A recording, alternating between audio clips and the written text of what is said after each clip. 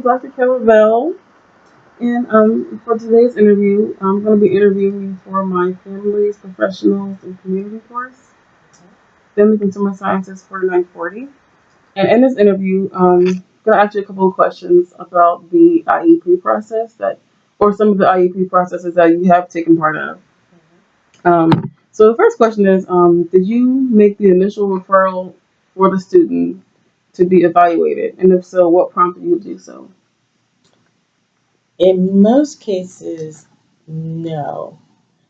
Usually the referral was from the request for the evaluation was from a teacher or other staff members of the school who noticed that the students seemed to be having difficulty, Mm-hmm. or from a parent who expressed concern. So that was probably the case in about 75, 80% of the time. The times where I would probably initiate a referral would be if I did some type of screening and then the child failed the screening. And then sometimes I would go in and do a second type Yeah. of screening. And then in that case, I would be the person initiating and saying, I think there's a problem. Mm-hmm. Let's investigate further. But usually it was referrals from the teachers and parents. Oh, okay. That's very interesting. The next question is, what concerns are being addressed by the student? Well, was being addressed by the student. The student's individualized, education plan slash IFSP. What expertise do you add to the IEP process? Well, I've worked with children across an age range. So for when I was working with families doing IFSPs, Mm-hmm. then the focus was on trying to increase the child's speech and language development. So when I work with toddlers, it was trying to get them to produce more words, Mm-hmm. trying to get them to produce more sounds, and different types of sounds. And then I also incorporated aspects of training with the parents to try to teach the parents some strategies that would help facilitate language development, Oh yes. um, how to use activities at home, like trying to get their child, like why playing peekaboo is a good activity, why singing songs is a good way of teaching, like Mm-hmm. responding to different things, or how to use activities that they do at home, like cooking and playing outside to work on vocabulary. So for the IFSPs, there were specific goals for the children, but then there were also goals for the parents. Yeah. When you get to having school age children, the focus also has to be on helping them succeed in the classroom. Mm-hmm. So then it was more so you're also trying to tie in what they need to be successful with the curriculum.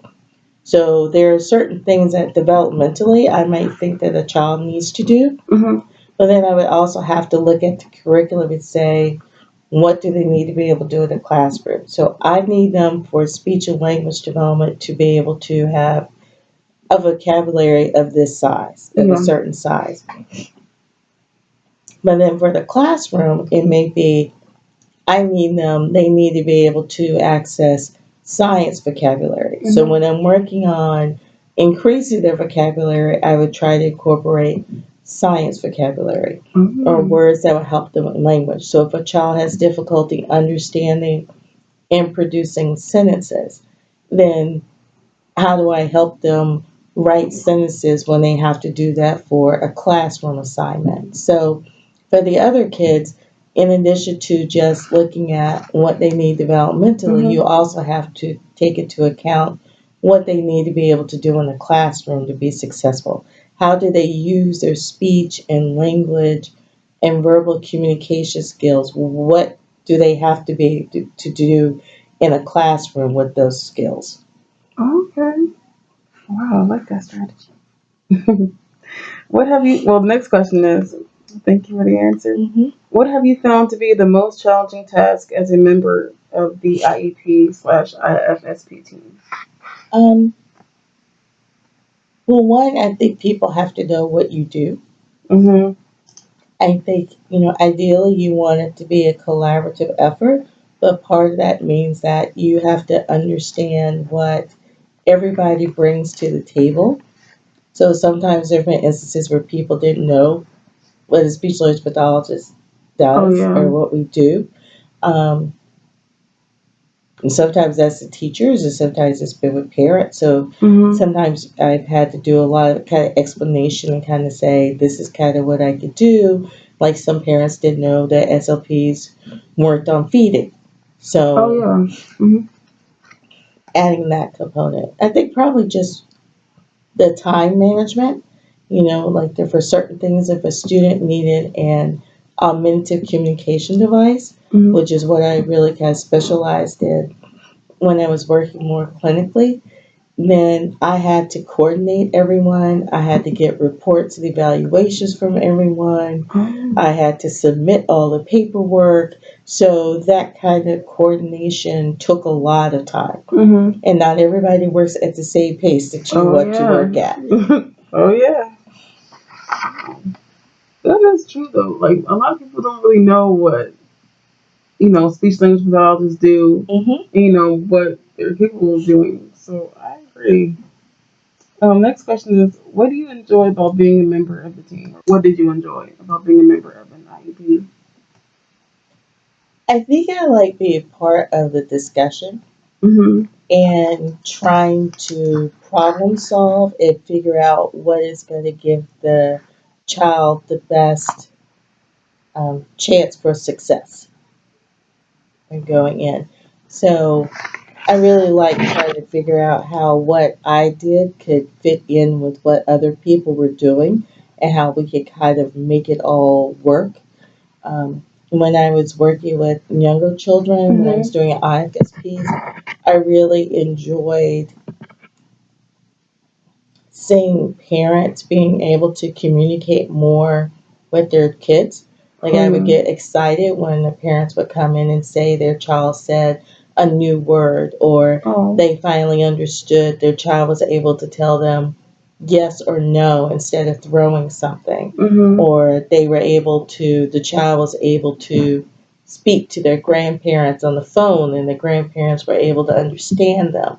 So those were some of the things that I really kind of enjoyed. It kind of make Mhm. you feel like you really are making a difference. Oh, that's so touching.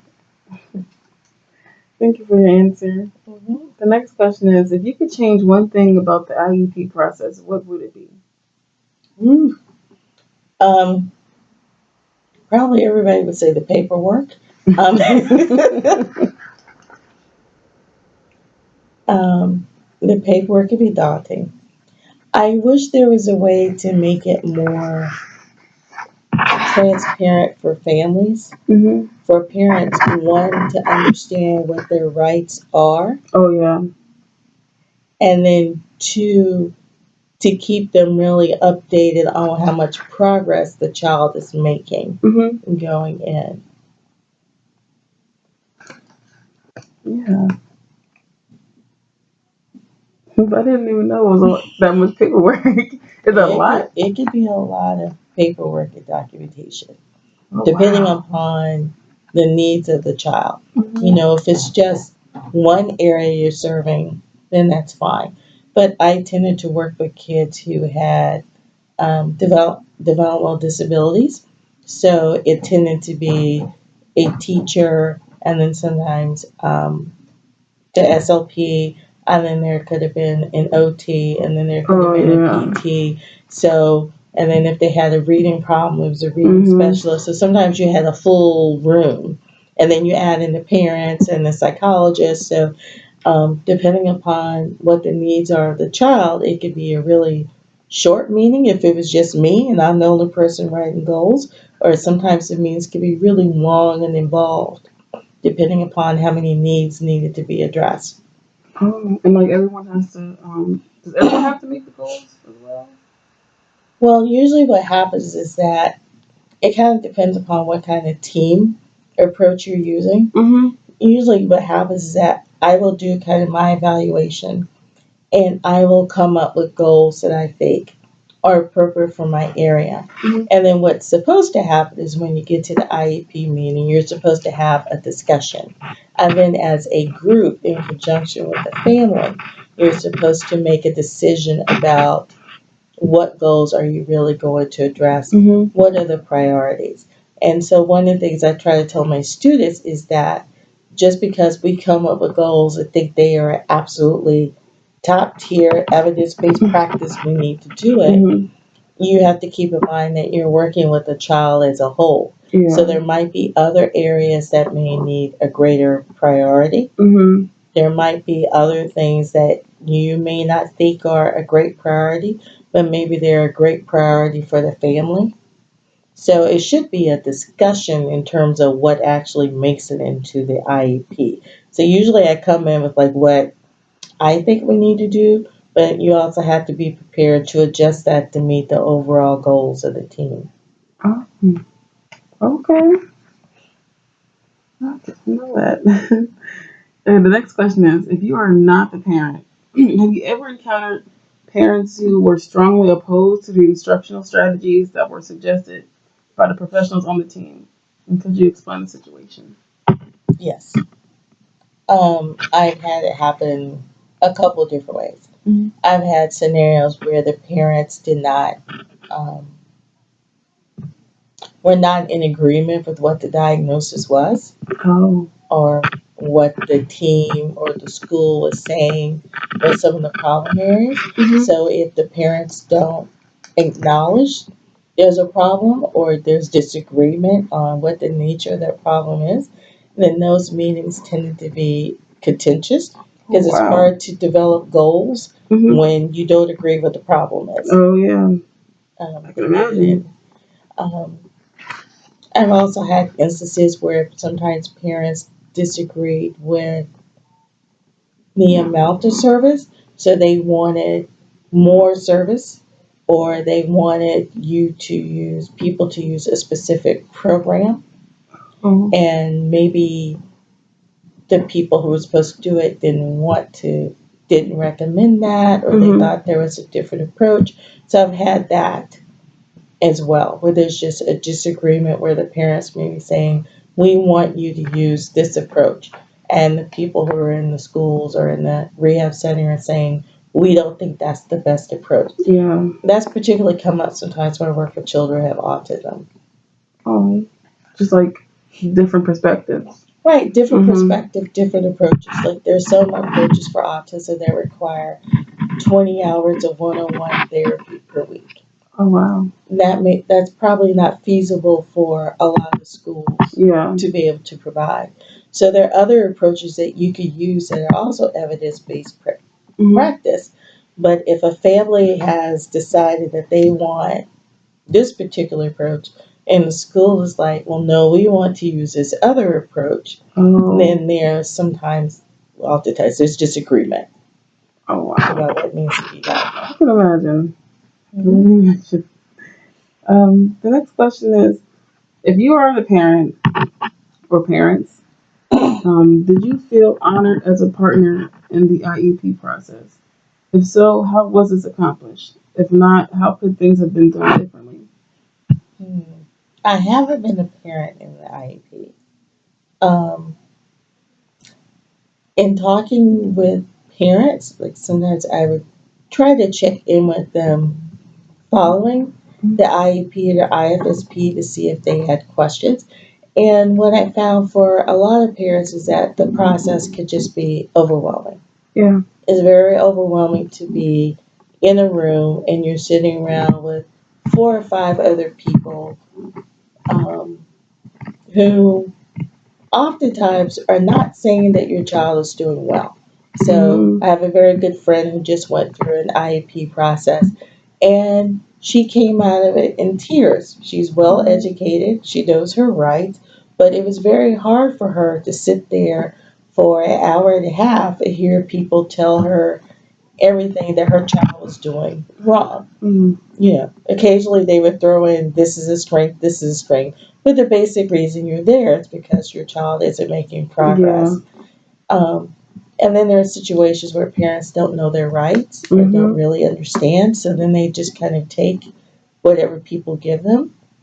And I personally find that problematic because then parents who do know their rights or do know they can be a very strong advocate, sometimes you see that result in unequal services for kids who are demonstrating similar areas of need.